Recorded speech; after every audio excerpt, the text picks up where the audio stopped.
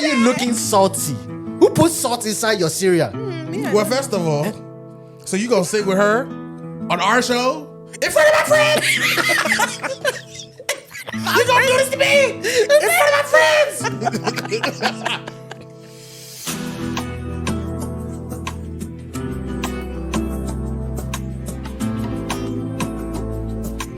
Tell me what you see when you look at me. Sungbalaja komaju body. My problem is I too sabi. But body or the true body. I got that. Oh yeah, dark bada. That's a loss. They white meaning. Yeah, sing it by yourself. Wow. So we had this whole thing planned out, and they were supposed to sing with me, but clearly they don't care. They don't care about me. I thought singing was your bit. No. Okay. We had this whole thing planned. I'm not doing it again. Welcome to the 3/4 podcast. Did it to yourself. Y'all hate me. If No, you I hate was me, going if you to, hate I me, thought- just say that. You know how much I hate Imagine when what people happened- say that. Okay. Balaja komaju body. My problem. No, I don't want to do it no more. I don't want to do it no more. She said,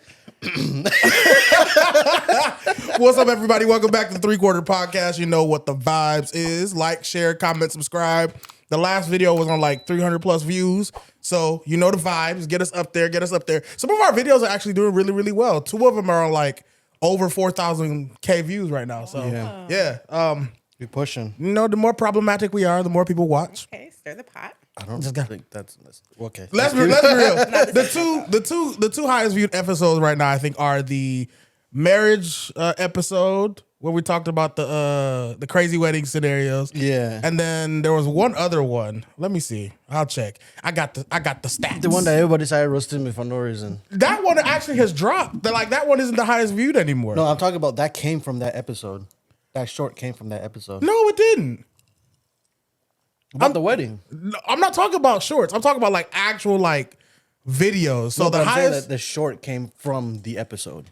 did it? That went to 4,000. Oh, well, yeah, you might be right. Yeah, you're right. You're definitely right. You're definitely right. Episodes starting to blend together. Sheesh. So Wait, we didn't introduce we our... were getting to eats. Hold up. Wool up. Whatever. Wool up. Wool up. So yeah, there are 4.7K views on the Nigerian wedding struggles, and then 4.6K views on Look at Your Mate, Unrealistic Expectations. Okay, So, that's pretty good. we're doing well. Yeah, thank you guys so much. So we appreciate y'all, but you know your job's not done. Area boys and area girls, like, share, comment, subscribe, get all that in there. We appreciate you. But now since Mandy wants to rush me and whatnot, Shem was still recovering from his black eye. Mandy, you know. Wait, what movie was that for? Where he was like, I can't remember. I think I remember Ice-T doing it. Yeah, it might have been 21 Jump Street. He said. He said. Michelle's still recovering from his black eye. So in his stead, we have somebody who's actually really near and dear to our heart. This is our road dog. Literally went to we went to Represent. We went to church together. Represents. Oh, we gonna do the song? I mean, that's her show. I mean, she got to do it for the one time. I'm not trying to hijack anything. She got to do it for the one time. Go ahead, by yourself. By myself. Yep, by yourself. Okay, man. Since y'all want to, Okay. since y'all want to leave me hanging. Her name is Ada, and she makes shakara all day long. Yes, ha ha ha shakara. Oh Lord, J shakara. Oh Lord, why are you looking salty? Who put salt inside your cereal? Well, first of all, so you gonna sit with her on our show in front of my friends? You gonna do this to me in front of my friends? Oh, It's jeez. too catchy. You have to sing it now. Whatever. But it's Ada Shakara in the building. Yes, sir. But no, Thank you for having me. the road goes long. We grew up together. We went to church together. Then we went to college together. It's been a long It's been road. a long road. Yeah. How many We years? struggled in 7? classes together. Oh my gosh. Stayed up in the library, struggling. Yeah. Whew, Thank it's God. been a Those minute. days are gone now. Thank But God. how you been though? How's life? How's life? How's life? Life is lifing. Oh my goodness. Like, just adulting. I feel like after 2020, everything's a blur. So I'm still recovering, you know? I feel it. Miss New So- Crib over here. Right. Big bank. Nah, thank God. We calling that her. they- She's Adabans now. Oh yes, Adabans. I like that one. We're gonna change the name to Adaban. Yeah, that's gonna be the. I like how that sounds, honestly, because I'm trying to manifest the rich auntie vibe. Yes, sir. I already Let's have the go. auntie, but I just need a rich to accompany. So, Dog, come get her, bro. so yeah, but all is well. I've just been working, you know, personal projects, and you know, Good. I feel it. I feel Pushing. it. We're pushing forward. How was your week, Manny? Let's talk. Let's talk about it. You're saying that like something happened. I mean, I'm just saying. Let's talk about it. Ain't nothing big to it. My week has been chill. Yeah, my week has been pretty chill. Yeah. how's work? Are they stressing you? I mean, they're always Work is I mean, always stressful. low key, I've had a few days off this week, which is great. Why Lucky. you got days off? I mean, voting day. And Oh, then, wait, y'all got voting day off? yeah. I got 1 hour off. Y'all aren't a Monday. real job. I had to go like vote before Not I a went to real work. job. Y'all aren't a real job. Wait, I don't who care. works in office and who works at home? I don't work from home. You don't work from home anymore? No, you're thinking about a job I had a year ago. Give me my monitors back then. I still work from home on Mondays and Fridays. Yeah, liar! Work from home life is sweet, so I beg. Yeah, I wish I could work from home right now, but it's as well, Sha. It's all right. It's very It's hard. all right. It's hard to work from home because you're like very comfortable, and your bed is right there. Remember, I it worked shows from you home how before. much work you can get done without doing as much work. You don't have to be at your desk doing work for 8 hours. to Yeah, get what you that's need to true. get done. That's true. That's true. That's true. I'll give you that. I worked from home before and I miss it, so I want it back. Same. Well, hopefully I We're get gonna it get back. there. We're gonna get there. But yeah, my week was good. I had a good week. What did I do this week? Yeah, like you said, voted. Big Gretch? Yeah. Well, we're recording this will probably come out the week after election. Yeah. But yeah, Big Gretch won. Shout out to that, bro. Some of those like radio. Well, first of all, what I'm glad the most about the election, outside of her winning, all these damn text messages can stop. Oh my goodness. Oh, yes. They've been All blowing me these up. damn text messages can stop. They have been blowing up my phone. But yeah, so that's that. But shout out to Big Gretch. Michigan flipped the house. Democratic. Yep. So we're full Dems Michigan House. So hopefully we got a Dem governor, we got a Dem House. Maybe we can actually see some like real change, but who knows? We'll see. We'll see. Leave the politics to the politicians. Just fix the freaking roads. I'm tired of freaking having a freaking hernia when I'm going down the street. I mean, let's be real. It's Michigan. Michigan is known for one thing: having 4 seasons in one day and construction. That's Driving it. down the road. Well, Four you know the seasons in- construction companies have to get paid, so why do they keep tearing up the roads so they can make more money? That's So I heard the reason why 75 had to get redone was because they used the wrong type of like concrete the first time. So they had to rip it all up and then go over and redo it again. I know somebody got fired. I don't think somebody got fired. I think like he got a good bonus because that's double the money they got paid. I feel like we're getting a little too local. So, But oh yeah, you're not supposed to know where we're from. I mean, you can know that, but like, Hang on we're talking about freaking local construction and Touche. blah, blah, blah. Let's Touche, touche. But nah, so we're gonna go right into it. The topic of the day. Ahem. Mind you, I don't know the topic yet. Oh no, we so- like to blindside our guests. That way they don't have time to like give politically correct answers. Shoot, I don't even know. I don't even know the questions. So, with the idea of this whole podcast, you know, Nigerian Americans, you know, first gen, pow. There's quite a lot of struggles that we go through that we don't really necessarily talk about. So, I actually saw a tweet that I actually found interesting, and I posted it on my social media a while back, and I completely forgot that I asked this question because I was going to read some of the comments back. So, how would you prefer it? Would you like me to read the question, then read what people commented, or read the question and then we like discuss it and then we go back to what people said? Let's read the question, we answer it, and then we go back to the comments. All right, bet. So, the tweet goes as follows. As a young Nigerian, you need to disappoint your parents so hard at least once for them to respect you. In an African household, you take respect, not earn it. Some African parents are hard on their kids and like to control their lives, especially as young adults. Sometimes you need to shatter that illusion of you being their perfect obedient child for them to allow you to be. They like to live their life and live your own life for you. Thoughts, comments, and concerns. Let's let Daisy go first. I'll say Being the guest and all. thank you, appreciate it. I'll say, as a first gen Nigerian American babe, disappoint.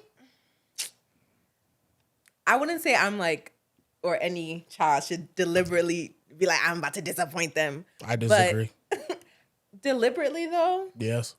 I feel like this. I feel like do what is best for you, what you need to do, what, you're passionate about, what is true to you. Nobody's saying be a vagabond, but Idris saying be a vagabond. but at the same time, it's just like, if there's a certain thing you want to do, a certain path, a certain career path, or something, that's different from what your parents want to do what you want to do, because at the end of the day, you're the one who has to live your lifestyle. You have to wake up every day, go to that job, go to whatever passion you're doing. So I would say, chase into what you want to do. And if that disappoints them, But isn't that deliberately like disappointing them though at that same time? I don't think so, though. I think it's deliberate. I don't think you're doing it just to disappoint them or just to spite them. You're doing it because that's what you're passionate about and that's what you want to do. Like, it may be like a conflict because you're like, I want them to be proud of me, but I want to do what I want to do. But you're not, it's not like you're like, they're like, I want you to be a doctor. And you're like, low-key, I want to be a doctor. But I'm not going to be a doctor just because they want me to be a doctor. You know what I'm saying? I get what you're trying to say in terms of like, don't just deliberately go against them just for the sake of going against them. But I say that I think the disappointment has to be deliberate in terms of African parents don't necessarily give you a lot of leeway in choices. It's either their way or the highway. Some, not all, some are more liberal, but for the most part, a lot of Nigerian parents don't give you the option of choice. Okay. So it's either you do what they say or they throw a hissy fit. I think there's probably a spectrum of it, but I think the reason why we have it like this is because a lot of parents don't find or don't have the ability to create a friendship where you can have that open dialogue with your children. I actually think that Adeze has that in her own household. Because my question was gonna be, Adeze, do you feel like you can be yourself? Do they know the real you? You will see the real me. You will see the real Do they know the real? And I feel like because you grew up in a family where your mom and your dad do know the real you, you can let your voice be heard. Yeah. But a lot of parents in the African households, they've created this fear mentality in the house where the Militant. children are walking on eggshells, not trying to upset the dad, not trying to upset the mom, doing this, doing that to keep peace in the house. Me, I don't like drama. I don't like shouting. So I said it in another episode. Dracarys. that's Burn it all. But funny enough, I had that conversation with my mom when I was like, I wish that we spoke up and we broke the rules and stood on our actions a lot more, so that there is that sense of disappointment a little bit, because now we have a situation where you even have an opinion and it's like, oh, how can you dare have an opinion? Yeah. No, that's crazy. Because we never voiced opinions in the past. I told Manny this a while ago. And I think that's one of the things. Shout out to all the people who forced me to do this, actually, because it wasn't like an intentional thing. Like, I make a joke all the time that I'm the prodigal son, but that's because typically my thought, and this too, my thought line is not similar to a first generation Nigerian in a lot of things. Yeah. But that's just because of the things I've been exposed to. Literally, like I said, graduated high school, came to college, moved out within the first year, became a part of a black fraternity, like all of these different experiences that have made me question a lot of typical Nigerian thought. So in that, I've come to an understanding that the level of freedom I've been able to create for myself, because I've just, to some degree, rebelled. Now, my parents actually respect what I have to say. Well, One of them respects what I have to say. One of them respects what I have to say, and my no is a no. Yeah. That's it. That's enough now. Yeah. Because you have to push. You have to push. You have to typically like push back against their authority.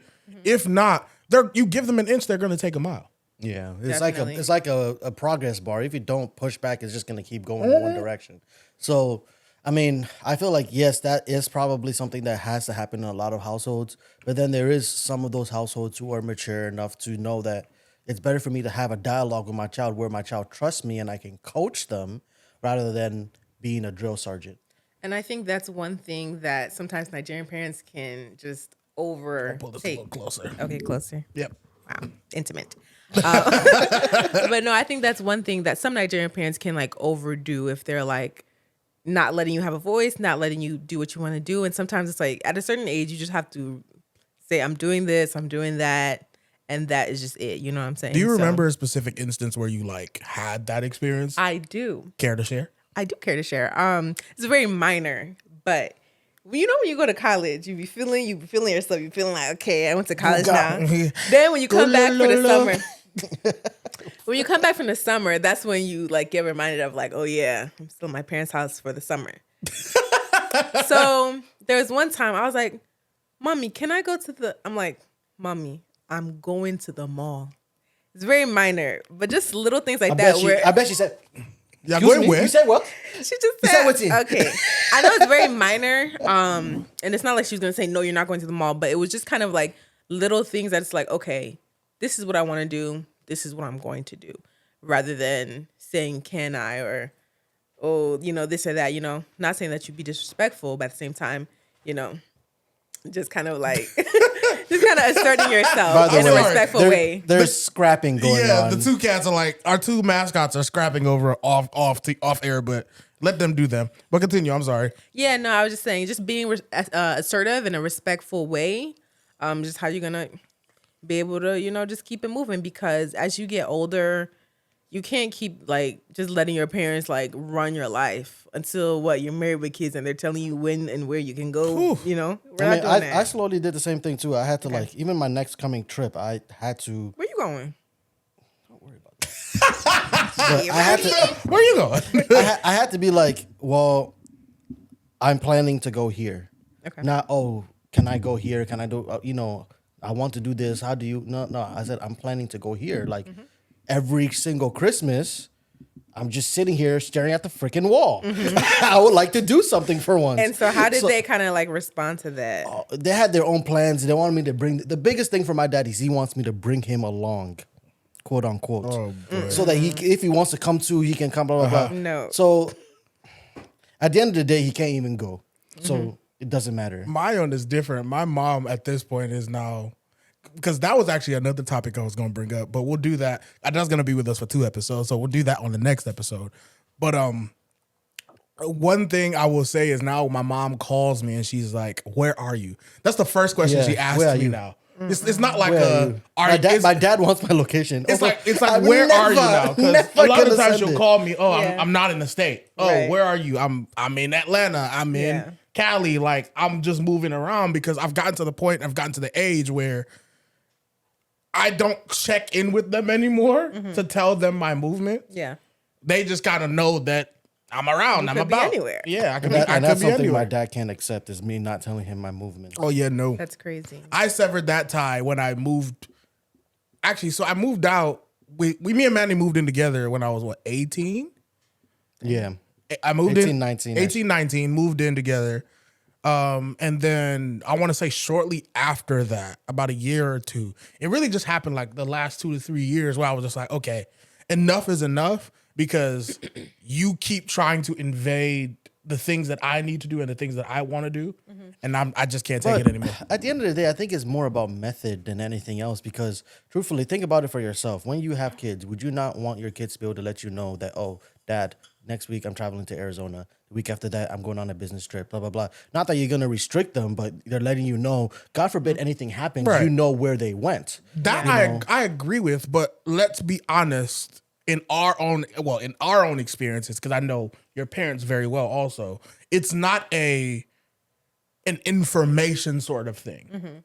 Oh no, that's why I said that it's more about technique and the way they do it. Exactly. It's just more so the means behind it. It's one thing to ask, like, oh, so what do you have up? So I'm up to date and abreast of your life. But like you said, the biggest issue is they really haven't done the work. Granted, they did the best they could with the information that they had at the time.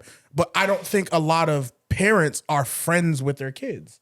Yeah. So we've gotten to the age where it's like, okay, well, it kind of is what it is, and we tell our chosen family things now versus our own parents. And it's funny because some parents go into their relationship with their kids and they're like, oh, I want you to be calling me. I want us like some of them are literally like, my dad is like this. He is yearning for friendship. Oh, wow. Whether he doesn't have it with his old family or his friends now because it's just church friends. So he's looking for that friendship from his children. And we're just kind of like, you're annoying. didn't We're not going to foster talk that? to you. You know? But then some other parents be like, oh, these kids don't want to talk to me.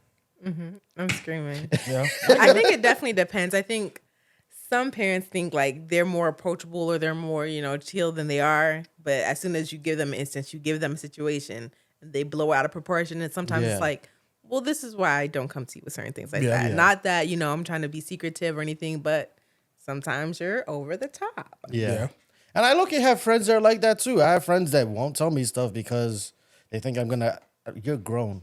You're an adult, Relax. I feel it. I might give you my opinion, but at the end of the day, it's your choice to make. And it's not going to make you less of a friend to me because you're making this choice for yourself. Right. So for us to all be mature and for us all to look after each other and look out for each other, it's better for us to be transparent with each other than to be hiding things from each other. But, right. Now, to slight pivot on that, let's talk about this. In the aspect of how controlling they can be, do you feel like that's had an impact in your decision-making skills now? I would say yes. How so? I just feel like I ask people's opinions a lot. I may end up doing what I want to do, but I'm like, what do you think about this? What do you think about this? I just like to hear what people think. You may tell me left and I go right, but at the same time, it's just like, I just want to hear something in my ear. So would you say that's negative or positive? Because I feel like that's more positive than anything else. I don't know. Like, I don't know. It's just sometimes I feel like, why do I even need to ask your opinion if I already know what I want to do? So it's like you almost second guess yourself. Yeah, that's a good one. But at the same time, like I've started to just kind of like do things without having to ask people this and that because at the end of the day, I have to live with the decision I made. So Right. I don't necessarily think it's a bad thing though, because if you can ask someone about, okay, what do you think about this? And they'll give you small insights and things that you might not have thought about. You might still do it, but now you know that, okay, I need to look out for this when I'm doing it. Okay. And I need to look out for that when I'm doing it. Or they might tell you those things and you don't make use of any of it, So I don't think, as long as you know you're in yourself that you're going to make this decision that's right for you, I don't think there's any harm in asking. I feel it. But I think correct me if I'm wrong, I think why you feel like it's a bad thing is because a lot of the times you don't feel confident in your own decision. I think for me, I can be kind of indecisive. So sometimes it's like I may have 3 options and they all differ in some type of way. None of them are bad, but it's just like, I don't know which one I want to do, And then if it's like, do option B, and I'm like, well, option B is wrong because of this. Do option A. I don't want to do option A. It's just like sometimes just making a decision. You know what I'm saying? I feel that. Can be. So, and we're not parent bashing here. This is just like genuinely talking out our own thoughts. So my question is, what's one mistake that you feel like your parents made with you that you won't want to make with your kids? Oh yeah, That's a good one. We throwing the hard balls out here. I was saying, now it's weird because my mom, I don't feel like she really like made a big like, oh, do this major, do this, do that. You know what I'm saying? But like, I feel like she was very like pretty lenient when it came to like academics. It's like, oh, you're doing good. Da, da, da. My dad, you get a 95. Where's the other 5? You know what I'm saying? So you didn't feel like your accomplishments were celebrated enough? I did because I was like, I know this is a good grade. So, you know what I'm saying? But at the same time, it was just kind of like, when is it enough? You know what I'm saying? But at the end of the day, like I never felt like, what's the word? Like I was trying to like gain like approval or like acceptance. Like I always knew like 90 is good, 95 is good. This is what I got. Even 85 is good, 80 is good. So I think just being more realistic when it comes to academics and just knowing that there's more than just the grade. Like there's other stuff that also comes into play that is really important, you know? How about you, Betty? My own is tough because like generally I had my own issues as a child growing up, whether it's academically or whatever it may be. The only thing that I just wish that I had was that relationship. I wish it wasn't. I wish I didn't have this situation where I can't talk to you because you think that you're always right and your child can't be right. Like you can't go into a conversation, even if you think you're right, say, okay, let me listen to what this person has to say.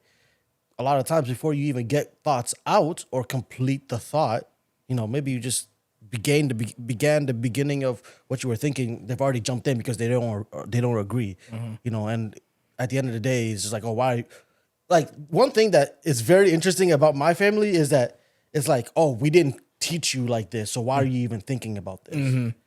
So like, it's kind of like what they perceive is in your mind is the only thing that should be in your mind. And they don't believe that you've learned outside of them or that you know anything more than them. It's crazy.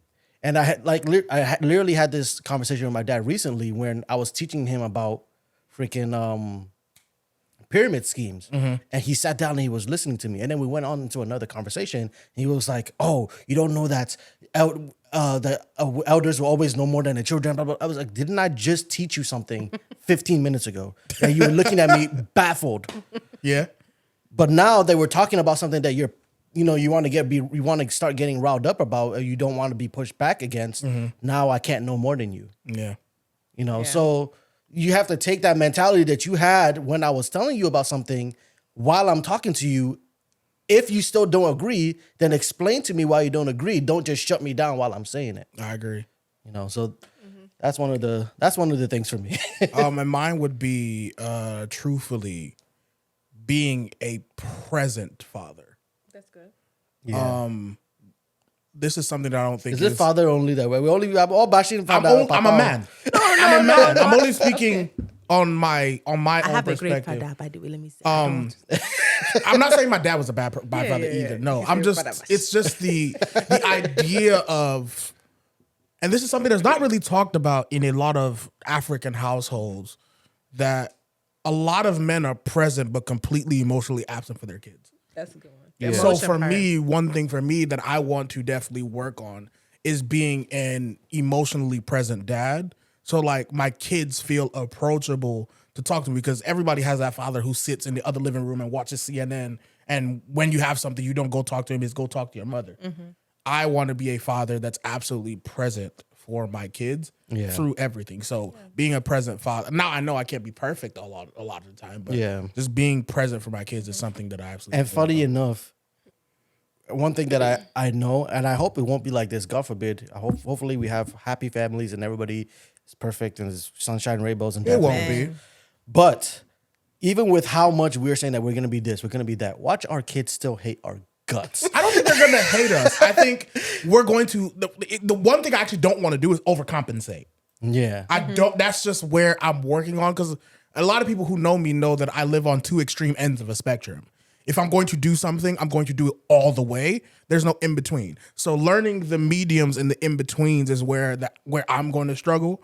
But understanding that I don't want to be over excessive and overcompensate. But I know for something or anything that I'm going to do, my kids are going to feel it. Like, I'm not going to be perfect. I'm not going to be a perfect human being. Yeah. But I just want them to be able to have that conversation with me. Yeah. That's the biggest thing for me. I agree with that. Like, letting them know, like, I can come talk to my mom about this. Not like, who am I going to talk to? Talk to some random friend and they lead you another direction too. So I think just being able to know that, you know what, I can come to my parents. There's still that respect there, but, I can talk to you. That's 100. Yeah, I think we'll be fine at the end of the day when it comes to all this. I mean, the only thing is that I won't spare Koboko. If you act up, act them. That's a If you different act up, topic. you will be seeing. My kids will be seeing this in the future on the little my hologram. You gonna show them on the hologram thingies. I will koboko. This is what me and your uncle used to talk about.